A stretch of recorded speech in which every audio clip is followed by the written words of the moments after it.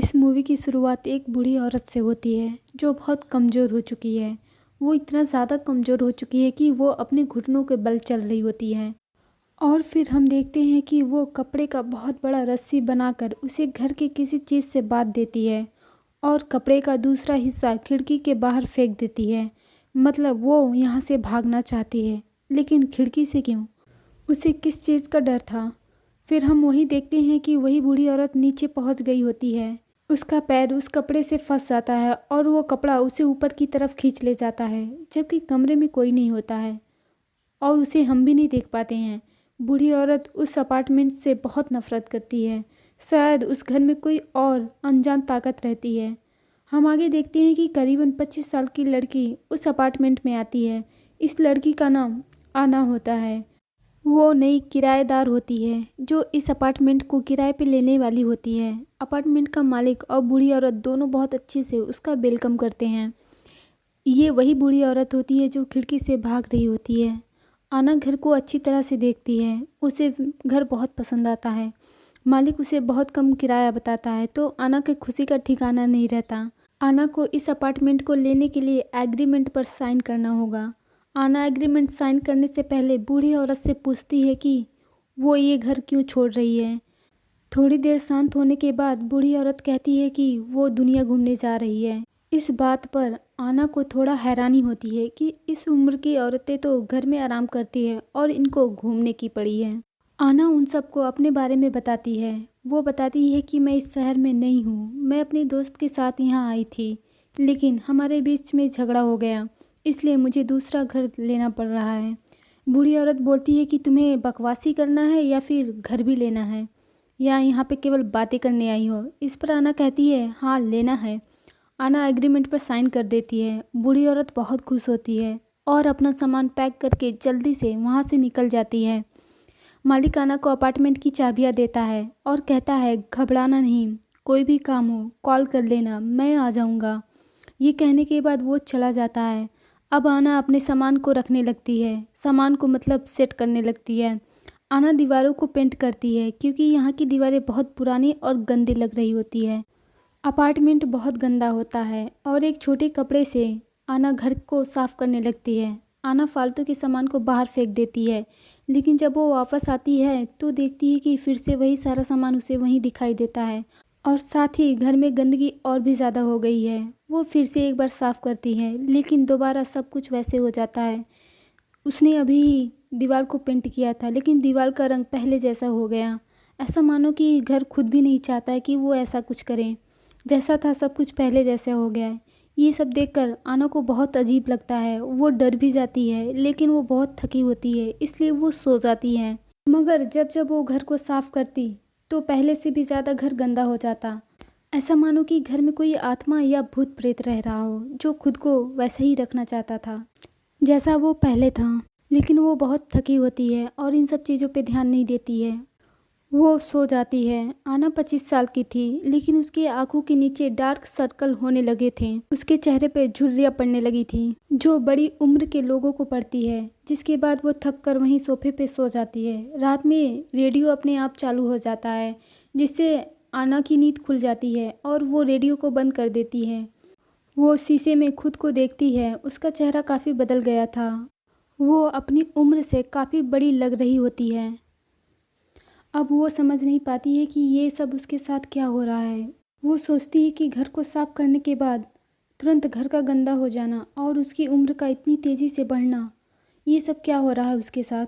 वो गुस्सा होकर मकान मालिक के पास जाती है और कहती है कि वो घर भूतिया है, वहाँ कभी कुछ साफ नहीं रहता और मेरी हालत देखो, मैं कैसी हो गई हूँ। वहाँ कोई ना कोई है, कोई आत्मा या कोई भूत प्रेत, ऐसा कुछ हो सकता है वहाँ पे। आना कहती कि मुझे एडवांस के पैसे वापस कर दो, मैं इस अपार्टमेंट में नहीं रहना चाहती। मकान मालिक कहता है कि नहीं, ऐसा नहीं हो सकता। वो उसे एग्रीमेंट का पेपर दिखाता है और वो कहता है कि जब तक कोई नया किराएदार ना आ जाए तब तक पुराना किराएदार इस घर को छोड़कर नहीं जा सकता। अगर तुम इस घर को छोड़कर जाना चाहती हो तो पहले एक नया किराएदार लेकर आओ।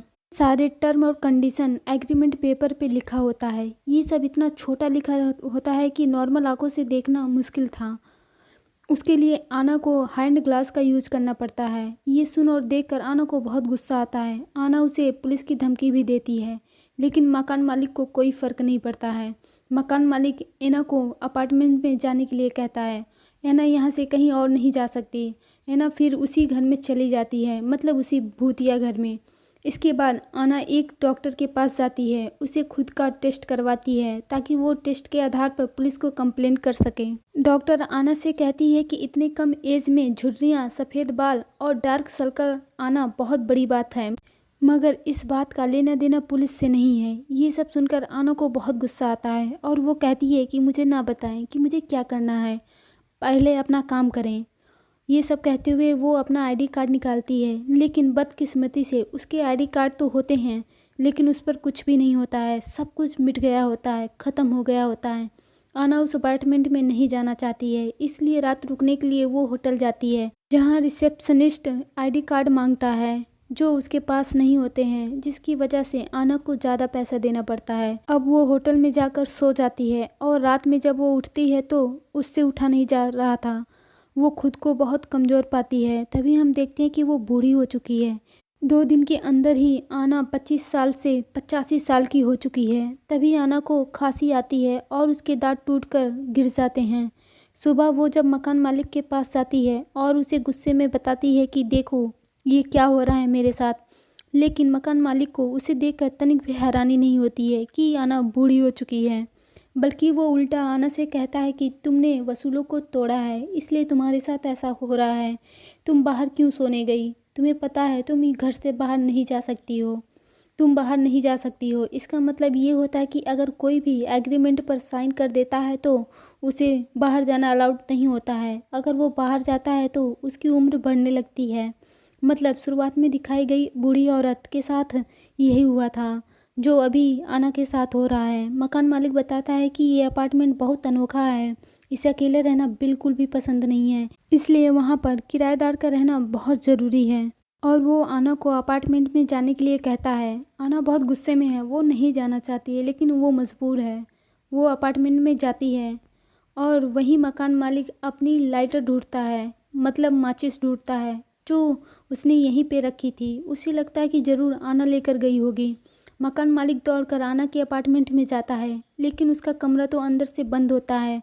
तभी हम देखते हैं कि आना कमरे को जलाने के लिए हर तरफ शराब फेंक रही होती है और वो माचिस को जलाती है और नीचे फेंकती है, लेकिन आग नहीं लगती है। उस घर को गुस्सा आता है और वो आना को सज़ा देना चाहता है। वो आना का गला घोंटने लगता है।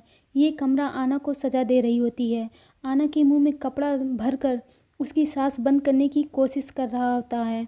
तभी वहाँ मकान मालिक आ जाता है और वो कपड़े को आना के मुंह से निकालता है, जिससे आना बच जाती है। ये कपड़ा वही होता है जिससे आना घर की सफाई कर रही थी। आना थोड़ी नॉर्मल होती है तो मकान मालिक उसे पानी देता है और उसे इस अपार्टमेंट के बारे में बताता है कि ये अपार्टमेंट बहुत पुराना है।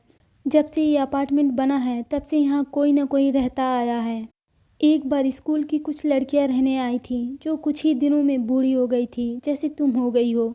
ये हादसा खबरों में भी आया था। फिर ये सब सुनकर यहाँ पे एक प्रेस्ट आया था जो भूत प्रेत को हटाने का काम करता था, लेकिन उसकी भी मौत बड़ी अजीब तरीके से हो गई। तब से सब कुछ ऐसा ही चल रहा है। पुलिस भी यहाँ आने से डरती है। मकान मालिक जाने से पहले आना से कहता है कि अगर तुम खुद को बचाना चाहती हो तो एक किराएदार ढूंढ कर लाओ। और फिर हम देखते हैं कि आना तैयार होकर अपने दोस्त के पास मदद मांगने के लिए जाती है, मगर वो इतनी ज़्यादा बूढ़ी हो चुकी है कि उसका दोस्त उसे पहचान नहीं पाता है। वो अपने दोस्त से उसके बारे में बताती है, वो सब कुछ याद दिलाती है जो पास्ट में उसके साथ हुआ था और वो जिसमें इन्वॉल्व होती है, लेकिन उसका दोस्त उसकी किसी भी बात पे यकीन नहीं करता है। तभी वहाँ उसके दोस्त की वाइफ आ जाती है जो उसे रिसीव करने आई होती है और आना को यही पता चलता है कि ये दोनों भी किराए पर घर ढूंढ रहे होते हैं, लेकिन आना उनसे कुछ नहीं कहती है और उन्हें जाने देती है। आना जब सो रही होती है तो रेडियो अपने आप चालू हो जाता है और कुछ चीज़ें अपने आप काम करने लगती है, ऐसा मानो कोई वहाँ पे हो और वो चीज़ें कर रहा हो। ऐसा लग रहा था कि अपार्टमेंट उससे दोस्ती करना चाहता है। उसके सामने पका पकाया खाना आता है, वो उसे फेंक देती है और उठकर चाय लेती है। उसे अंदाज़ा भी नहीं होता है कि ये चाय भी इस अपार्टमेंट ने ही बनाया है। आना चाय को पीती है, उसे चाय बहुत पसंद आता है और अब वो फेंके हुए खाने को भी उठाकर खाने लगती है। आना बहुत कमज़ोर हो चुकी है, वो खुद के लिए कुछ भी नहीं कर पाती है। अब वो चलने के लिए छड़ी का सहारा लेती है। वो अपने हाथ को देखती है तो उसे महसूस होता है कि जैसे उसके हाथ में कुछ चल रहा हो। ये देखने के लिए वो अपने हाथ की चमड़ी को खींचती है और बहुत आसानी से चमड़ी निकल जाता है। वो ये सब देखकर काफ़ी हैरान होती है। उसके हाथों में ऊन जैसा कुछ दिखाई देता है। वो समझ जाती है कि अब उसे इस दुनिया को छोड़कर जाना है। फिर हम अगले ही सीन में देखते हैं कि एक कपल अपार्टमेंट को देखने के लिए आते हैं। ये कपल कोई और नहीं बल्कि आना के दोस्त ही होते हैं। कम किराया और फर्नीचर को देखकर वो लोग काफ़ी खुश हो जाते हैं और एग्रीमेंट पे साइन करने के लिए तैयार हो जाते हैं। ये सब देखकर आना को बिल्कुल भी नहीं अच्छा लगता है। आना अपने स्टार्टिंग के दिन को याद करने लगती है और सोचती है कि कैसे उन दोनों ने आना को बेवकूफ़ बनाया था और आना को इस घर में पता नहीं क्या क्या झेलने पड़े। वो नहीं चाहती है कि ये चीज़ें सब कुछ उसके दोस्तों के साथ हो। आना गुस्से से चाय को उनके हाथ पे फेंक देती है और चिल्लाकर कहती है कि निकल जाओ यहाँ से, यहाँ पे दोबारा कभी मत आना। वो लोग बिना कुछ बोले वहाँ से चले जाते हैं, जिससे वो दोनों कपल काफ़ी नाराज़ होकर वहाँ से चले जाते हैं। आना नहीं चाहती है कि उसके साथ जो हुआ वो किसी और के साथ हो। आना मकान मालिक से कहती है कि जाते जाते दरवाज़ा लॉक करते जाना और कुछ सालों तक यहाँ नहीं आना। मैं इस अपार्टमेंट का अंत करना चाहती हूँ। मैं ये सब किसी और के साथ नहीं होने देना चाहती हूँ। आना चाहती है कि इस सर्कल को यहीं पे रोका जाए ताकि सब कुछ ठीक हो जाए। इस अपार्टमेंट में रहने वाला कोई भी बूढ़ा और कमज़ोर होकर ना मरे। मकान मालिक उसकी तारीफ़ करके वहाँ से चला जाता है। अब आना यहाँ पर अकेली होती है। यहाँ पर कोई बाहर से नहीं आ सकता है और ना ही आना यहाँ से बाहर जा सकती है। आना को पता होता है कि आज उसका आखिरी दिन है। वो खिड़की के पास जाकर ठंडी हवा लेती है और अपनी नीति को मान लेती है। वो मान लेती है कि यही उसका भाग्य है और सोफे पे बैठ जाती है और अपार्टमेंट से कहती है कि बस कर दो, ये सब करना बंद कर दो, दूसरों की जान लेना बंद कर दो, मैं तुमसे रिक्वेस्ट करती हूँ। इसके बाद उसकी आंखें बंद हो जाती है और सोफे से अपने सिर को लगा लेती है। ऐसा लग रहा था कि सोफ़ा भी इसी पल का इंतज़ार कर रहा होता है। धीरे धीरे सोफ़ा आना को निगल लेता है।